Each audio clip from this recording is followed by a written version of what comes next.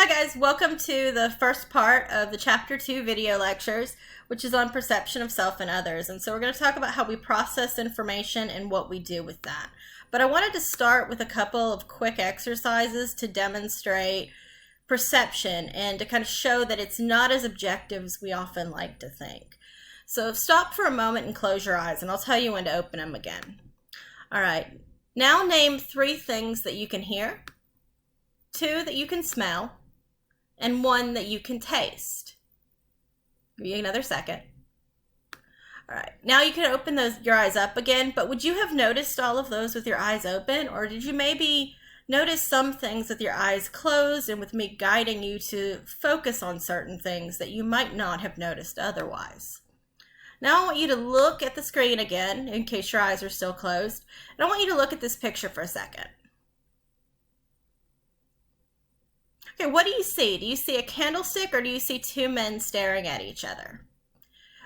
Some people see one, some people see the other. And which you see depends on how your brain processes the information. They're both valid. But the one we see first is the one that tends to stick with us, although we can kind of go back and forth between the two. I'm kind of simultaneously seeing a candlestick and 2 men because I expect them both to be there. But if you don't have those expectations ahead of time, you're probably only going to see one or the other. Now look at this picture. Are there any gray dots here? There aren't any drawn in, but where the black and white intersect, our eyes create those gray dots, and so we believe they're there. I read something interesting that the color magenta doesn't exist. It is dependent on each individual person how it's defined, because it's the color that our brain creates in between red and purple. So there's not like a set wavelength for magenta. It's we interpret that color based on that name, based on what our brain thinks is in the middle of those 2 colors. I'm sure there is a like RGB value for magenta, but that's a different thing. So all of these are to demonstrate perception and how perception can give us 2 very different results from the same information. So what is perception? It is the process of selectively attending and assigning meaning to information, which is a fancy way of saying it's how we take in information and interpret it. We don't tend to view information, including messages, objectively. As we saw, the 2 different people might see 2 different things on those pictures, the candlestick and the 2 men.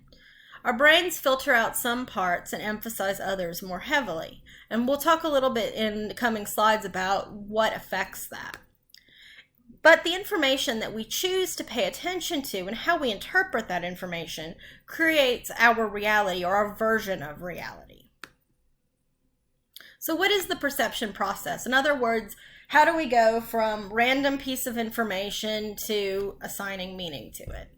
Well, we first prioritize information that appeals to our needs, interests, and expectations. So we're more likely to pay attention to something that involves maybe our social needs or our basic needs, even our needs for self-actualization. We're also more likely to pay attention to something we're interested in. You might think about a class that you really don't feel like you want to take, and you're just sitting there trying your hardest to study, and you cannot make your brain do it. Well, it's because your brain is geared to prioritize information that's interesting to you and disregard information that's not interesting to you. A study hack is to find a way to make it interesting. If you can do that, then you can sometimes make yourself be interested in something that you otherwise wouldn't be. And we also prioritize information that either conforms to or contradicts our expectations. And that has to do with a step later on about assigning patterns, but we expect everything to follow a pattern and have meaning. And so something that follows a pattern is interesting to our brain because it follows the pattern. Something that is not following the pattern is interesting because it's an anomaly. We also organize the information that we take in by simplifying it and then assigning patterns. So a lot of times there's too much information at any given second. And so we take the most important stuff, we put it into boxes, and then we basically put mental labels on those boxes and organize them. And then from there, we take the selected information and the associated patterns and we interpret it to create meaning, to explain why our brain paid attention to this information. And that process is called interpretation. The perception process pretty much always takes place on two levels. So to make it even more complicated, this whole where we're only selecting a small part of information and then we're, organizing it and simplifying it, which means we're leaving some things out and we're putting it into boxes that may or may not be accurate. We also are doing two things at once. There's subconscious or automatic processing, or conscious or deliberate processing. So subconscious or automatic processing is the stuff you do without even thinking about it. And there's a lot of that. It would be impossible for us to consciously pay attention to everything all the time. We just don't have the mental capacity for it. But we also have things that we're aware that we're paying attention to. And heuristics is a fancy term for the shortcuts or rules of thumb that we use for automatic processing. So I'm trying to think of an example. Can't think of a good one. But we have many, many of them. Just kind of, they're not even conscious. They're difficult to explain.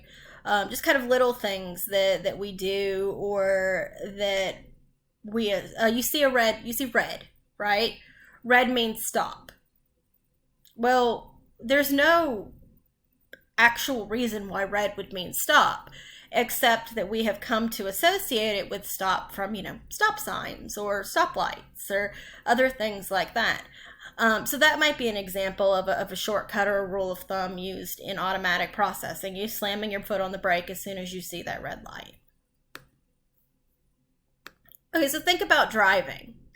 Do you consciously think about which foot goes on the pedal, when to turn on your blinkers and headlights, reactions to stoplights and signs, looking in your mirror, what's happening with other cars around you? Are you actually consciously processing and thinking about every single one of those?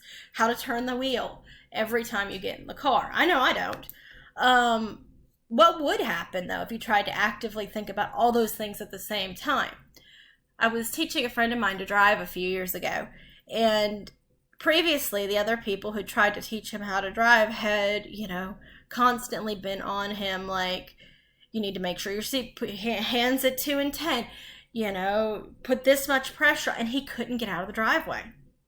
And so I knew he had some anxiety, so I took him to a parking lot, empty parking lot, no stoplights, no lamps or anything that he could run into, and told him where to put his hands, where, what foot went where, and just turn on the car and drive. And he's like, what about all the rules? And I said, well, right now, I just want to get you behind the wheel. I just want to get you comfortable behind the wheel.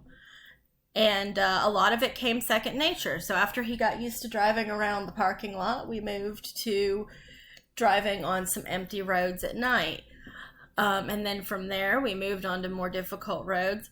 And it took a long time, but I wasn't focused so much on this is what you need to do when. I just wanted him to get used to this automatic processing, get used to the muscle memory, I guess, so that he could learn to focus where he needed to focus and let the autopilot do the rest.